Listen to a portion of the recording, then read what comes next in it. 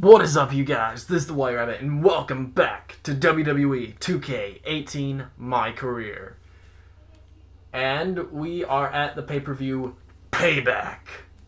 And it would appear that I have not been impressing the COOs, so I am put on the pre-show. Which is nonsense. Get that out of here. It's nonsense I'm put on the pre-show because it's me. But I have a six-man tag with myself and the Usos against Sheamus and Cesaro and Curtis Axel. Which is very interesting because TLC just happened with The Miz, Sheamus and Cesaro, Kane, and Braun Strowman. So it's kind of coalescing with it. Which is a bit odd, a bit scary, a bit. This mask won't cooperate with me today, which I have no idea why. This is usually one of the best ones. So I have to do this match, which I don't think will take that long, to be honest. So I'm hoping. Okay. I need to figure out how to turn entrances off in the My Career mode. Okay, Sheamus and Cesaro came out together. Okay, there's me. We don't need to see me just yet. And then the Usos. Okay, so it's me, Jimmy, and Jay against those three. Oh, no, you don't. Now, some interesting news that went on recently. Raw invaded SmackDown. Since Survivor Series is coming up, Raw invaded SmackDown. Or SmackDown invaded Raw, I should say.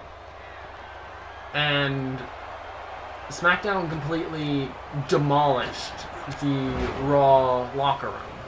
Which, I don't understand what that's about, because the SmackDown superstars don't really have any beef with the Raw superstars. Well, except for AJ Styles and Finn Balor.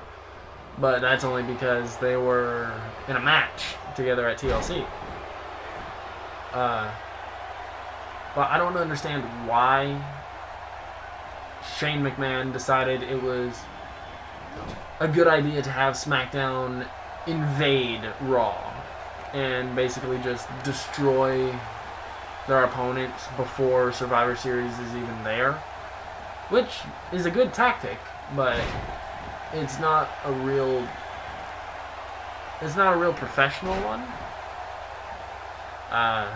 So I don't agree with the idea of it. But, you know, it's an idea. It's a very effective idea. Again, it is not a very good one, though. So the ones that almost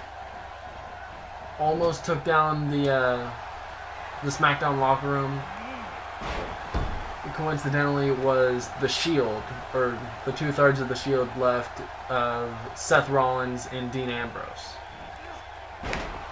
And they had equalizers of chairs and whatnot, but ultimately they couldn't get the job done, mainly because there's too many of them. It was almost the entire SmackDown locker room.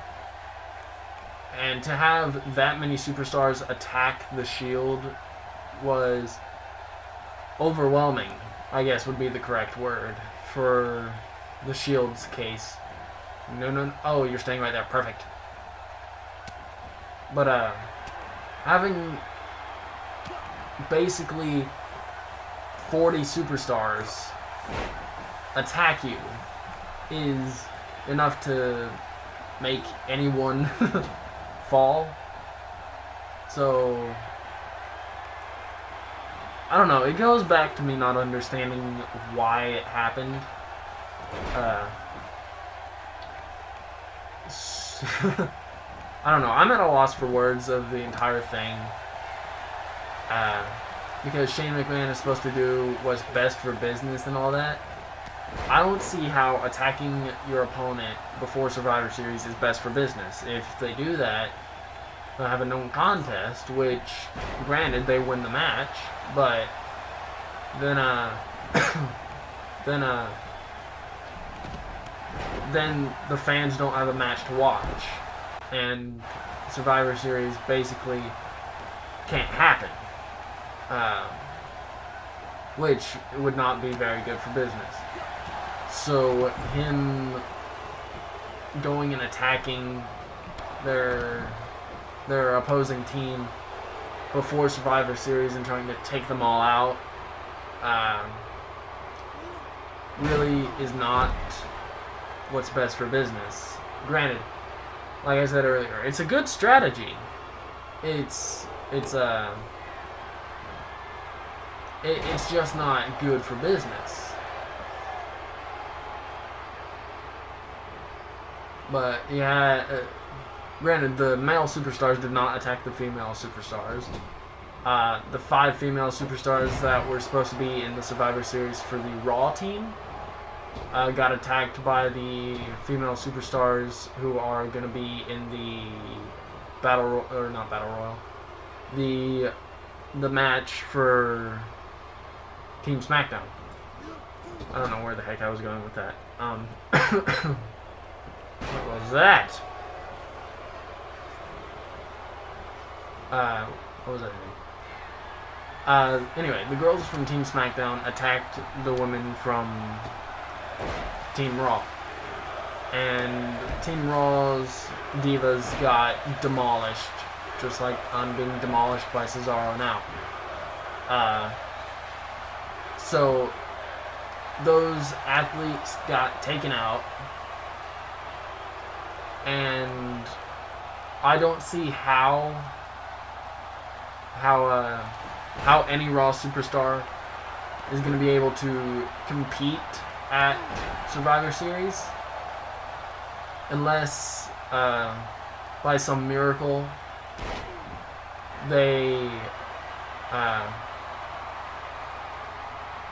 have one superstar who was not hit during the attack, or if some of their superstars return that have been injured. Like if they had Jeff Hardy return at Survivor Series, that would be very interesting because Jeff Hardy is all about survival and all that, which I am not doing very well at. But other than that, Raw kind of is dropping the ball when it comes to being against SmackDown. And they need to pick it up rather quickly if they want to be able to survive at Survivor Series against Team SmackDown. Well, crap.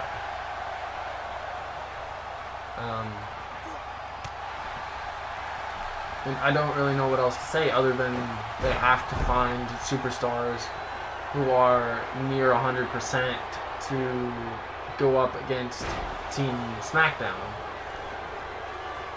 Because otherwise they're not going to have a match. Well, darn. And not having a match would kill the show. Not having the team versus team match, or Raw versus SmackDown match, that would absolutely kill the ratings for WWE in general. So I'm not really sure what they were going for with that attack. Maybe they did the attack to announce new superstars for Team Raw. Because there's a theory that WWE is buying out TNA. So it would be interesting to have a bunch of TNA superstars appear and compete for Team Raw. I found it. But, you know, that's just a theory. So, I don't really know how solid that information is.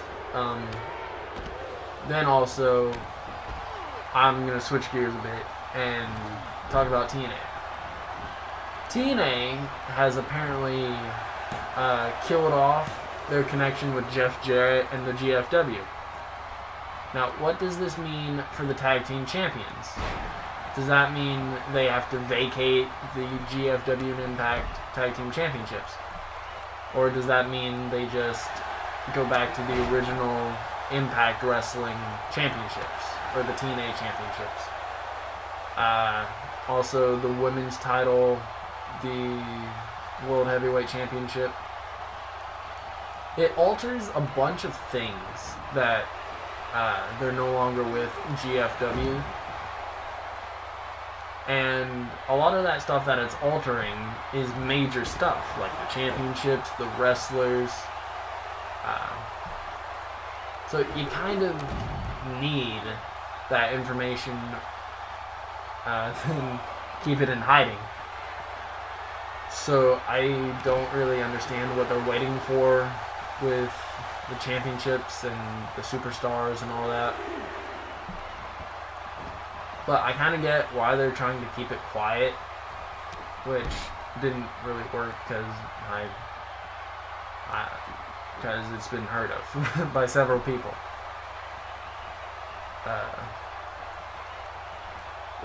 Which, granted, they kind of ran their course with GFW, and honestly, I know it wouldn't have lasted long because of two reasons.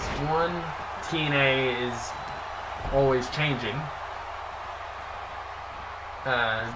to try to compete with WWE and try to outdo WWE most of the time, which doesn't seem to work because they're losing most of their superstars to WWE, like AJ Styles and Mickie James. And that's just to name a few. Or that's just to name two, I should say. So to have them try to compete with WWE, they kind of need to find something and stick with it.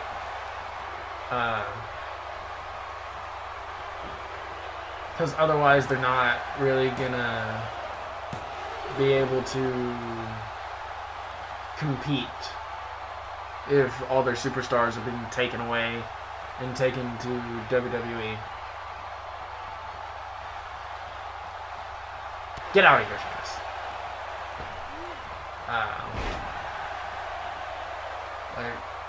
And there's even some superstars in TNA that WWE won't even sign a contract with. Like Abyss, for one. I have no idea why they won't sign a contract with Abyss. I just know that they won't. So if WWE is buying TNA, then there's the matter of what happens to Abyss. Which, Abyss, amazing wrestler. I would love to see him go up against the likes of The Big Show, Kane, Braun Strowman. Especially Braun Strowman, since Braun's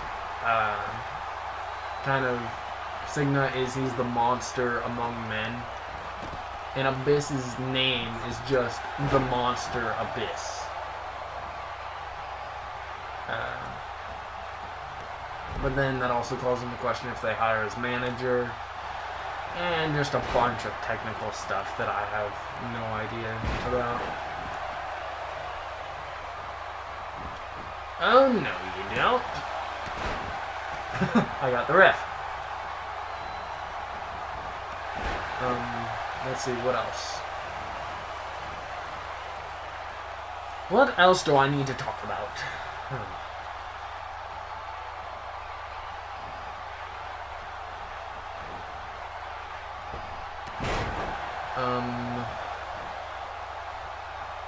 Then that would also make me wonder what would happen to the Knockouts division, because Gail Kim was in WWE for a short period of time, and that makes me wonder if she would make a return, and what would happen to the rest of the TNA Knockouts division. Because I have no idea what would happen, because most of those people also have careers with other brands like AAA, GFW, and Lucha Underground, and stuff in places like that. So if WWE buys TNA, do those superstars just go to those other indie promotions, or do they stay with the WWE?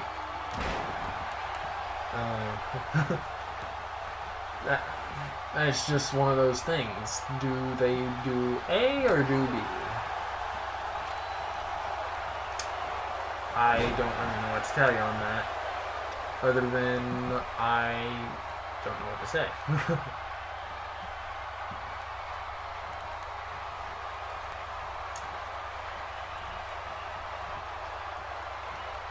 But it would be very... How did I miss that?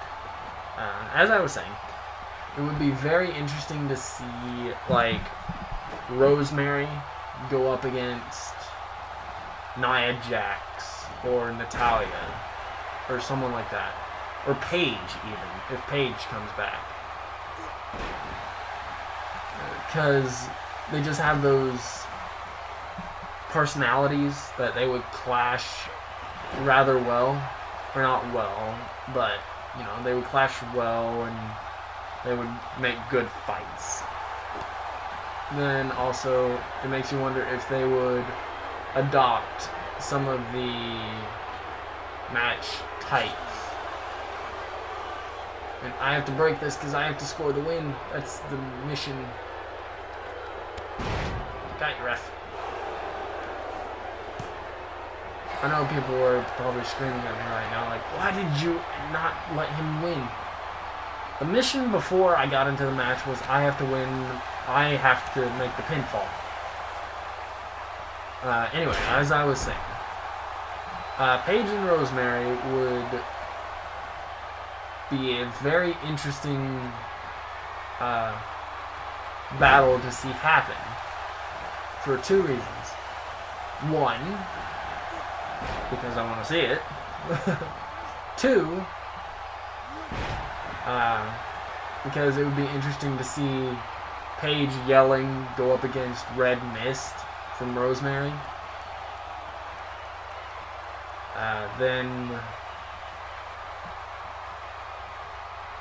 Then just the offensive style of Rosemary against the brutal style of Paige. And also, I would like to see if WWE called it the F5 or the Red Wedding for Paige's finisher. Or for Rosemary's finisher, not Paige, my bad.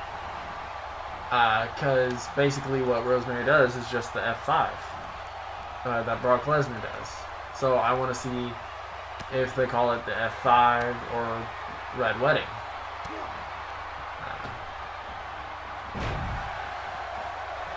Which, granted, it would be very confusing for some people because they hadn't watched TNA.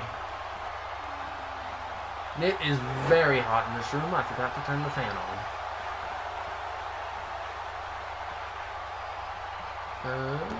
What else? What else?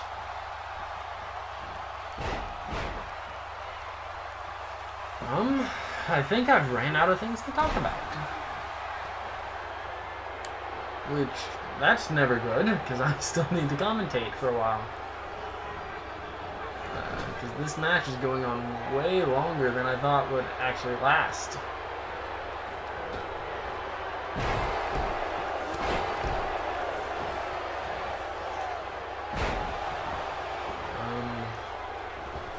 Let's see.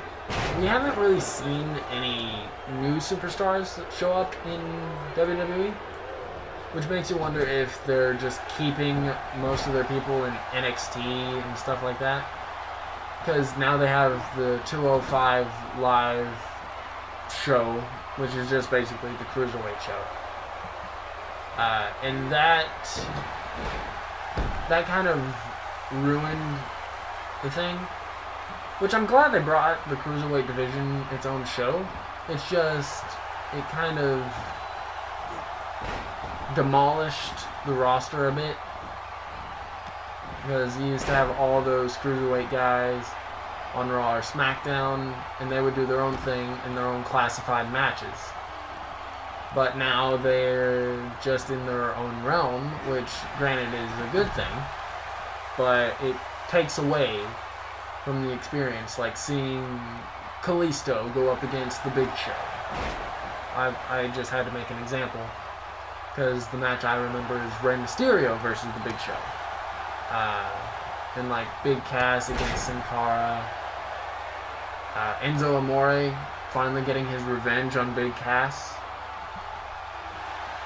That was taken away when Enzo joined the Cruiserweight division.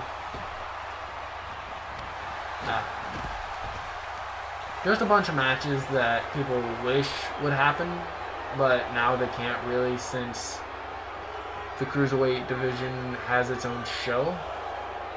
And that also makes me wonder if it will be a 3-team match at Survivor Series.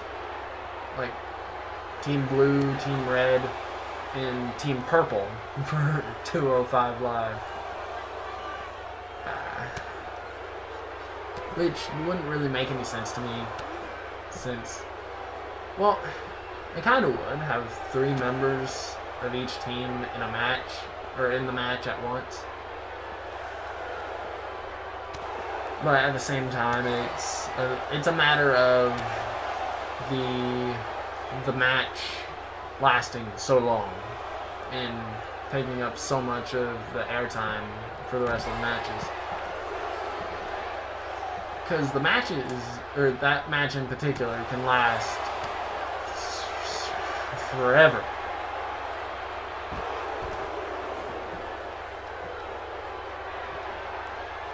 But the main thing that needs to be concerned about is whether or not they're counting 205 Live for a team at Survivor Series.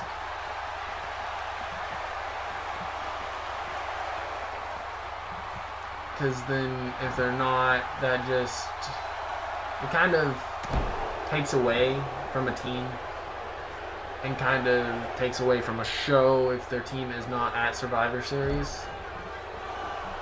But I kind of understand why, if Team 205 Live is not at Survivor Series, because you don't want all those little 210-pound dudes, or not 210, those 115 or 150-pound dudes going up against people who are 300 to 250 pounds, like Sheamus here. Because then you have a bunch of little guys being beaten up by jacked superstars. And you don't really want that, because that creates a bad image. And that leads to more injuries than would be required for anything else.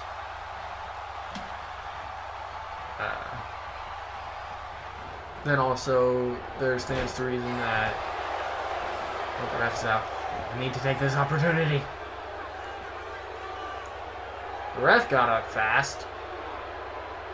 Anyway, then there's also the opportunity that, or not the opportunity, there's also the point that the Cruiserweights could just overthrow the other shows, which it sounds a bit far-fetched, but it's a possibility.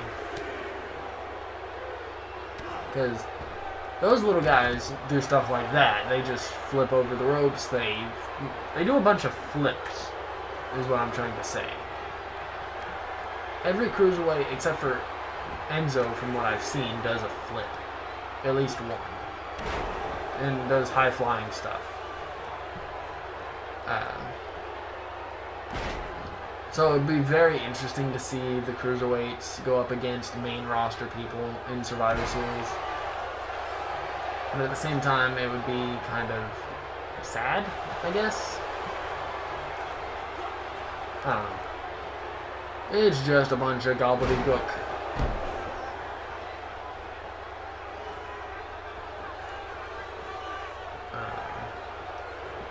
Moving right along. The tag team champions. I don't know what to say about it. I say move along to a topic I have no idea about. Which is never good with a commentating standpoint. Confound it.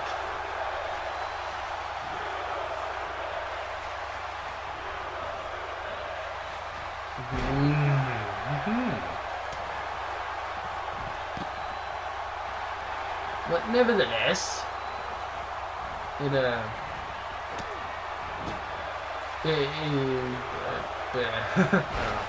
makes me wonder if the tag team champions are in the Survivor Series match, if they will also put their titles on the line at Survivor Series, which would suck, because then they would have to do a double match or a double booking, which would not be good and would not bode well for anyone watching the match or involved with the match. Because then it's just not good.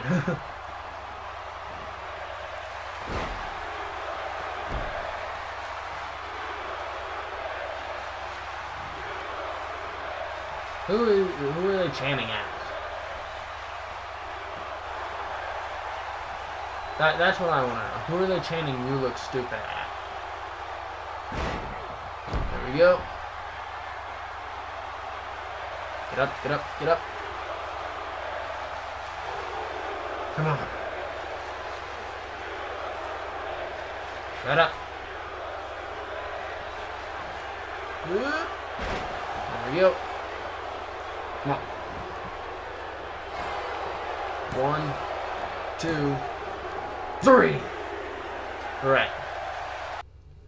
Now it is me against my former rival, Bobby Roode, against Seth Rollins and Mark Henry.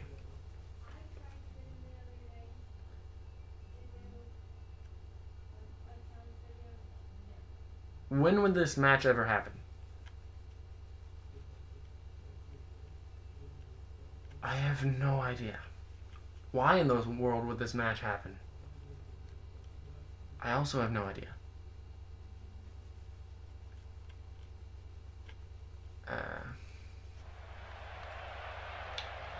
But I don't need entrances, so skip.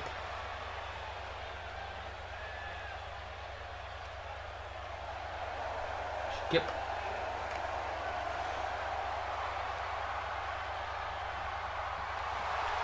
Skip.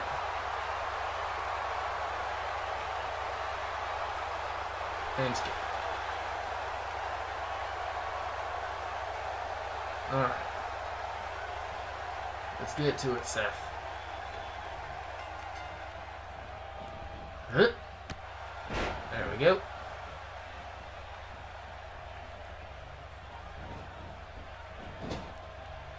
Now, back to the question at hand. If the tag team champions would have to do a double booking, would Seth Rollins be able to compete, and would Dean Ambrose be able to compete? I say Seth Rollins first, because Dean Ambrose would compete either way. He would do the match either way. He's a lunatic fringe. So, I think we all know Dean Ambrose would do it anyway. It's a matter of if his partner could, rather than if Dean Ambrose could.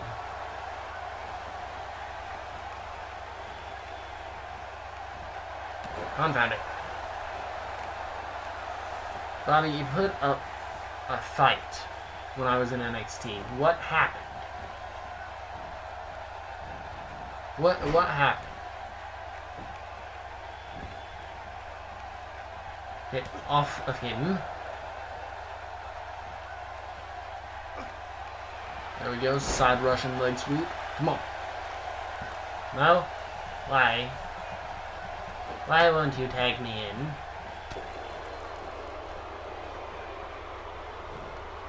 Come on, I'm the only one besides Mark Henry who has green health. What? You still got it. What does that have to do with anything? How is that even relevant?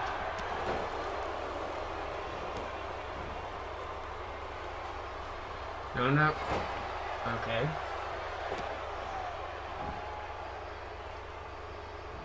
I don't get it.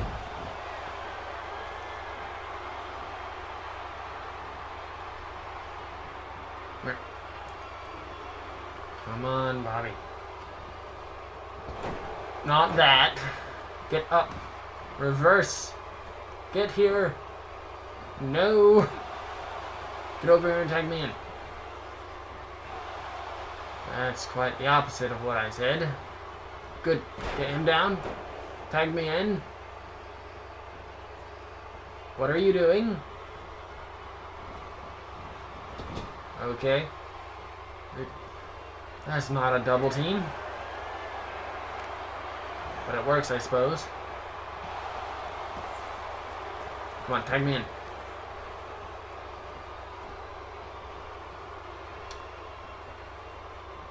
Okay. You can't even get to me because Mark Henry's in the way. Alright, come on. Come on. My guy can't grab with his right hand. I need to be on this side.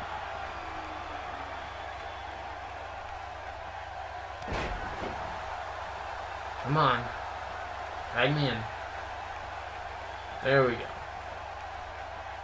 That's better. And a flip. I feel like the cruiserweights do that kind of thing. Here comes Seth Rollins, and here I come.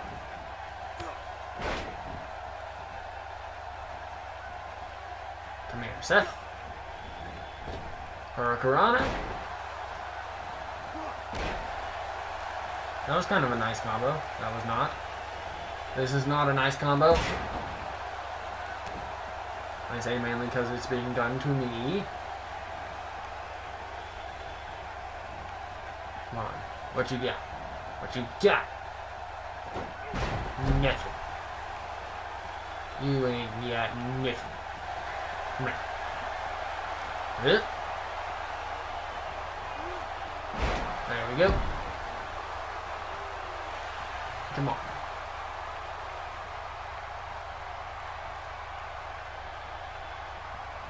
No. No, no, no, no, no. Never mind. Oh, nope. I can't.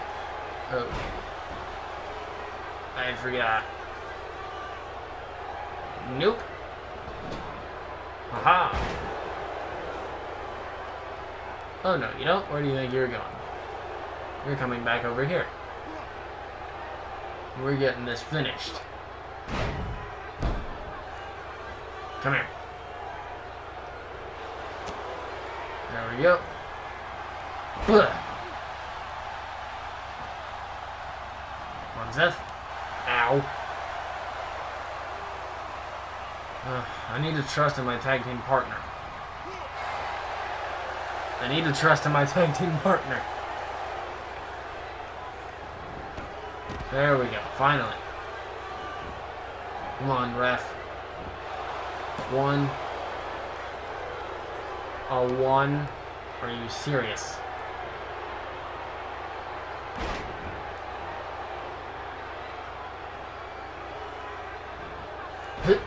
I missed that? How could I have missed that? Tornado DDT. There we go. Hey, come here. There we are. How that worked, I have no idea. But it worked. What the heck do you think you're doing? Uh-oh. Stop you right in your tracks. There we go. There we are, kind of. Whisper in the wind. This thing. Taunt. Seriously? Nope. Uh-oh. Ow. Ow. Oh, no. No, no, no. Ow.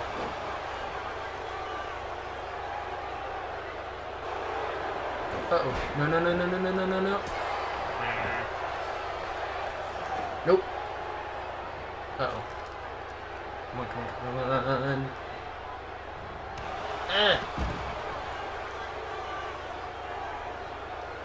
Where do you think you're going? Why is my guy kicking? Ow. No, stop that nonsense. Ow. No. Hurricanrana. Get up. Get in there.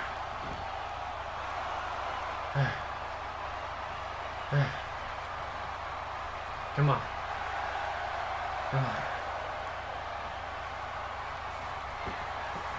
Angle slam.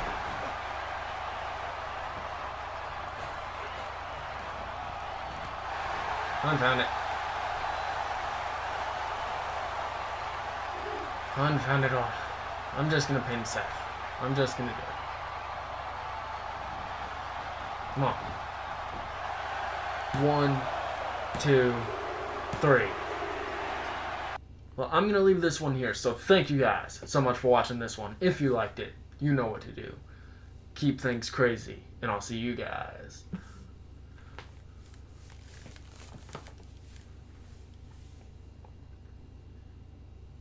in the next one.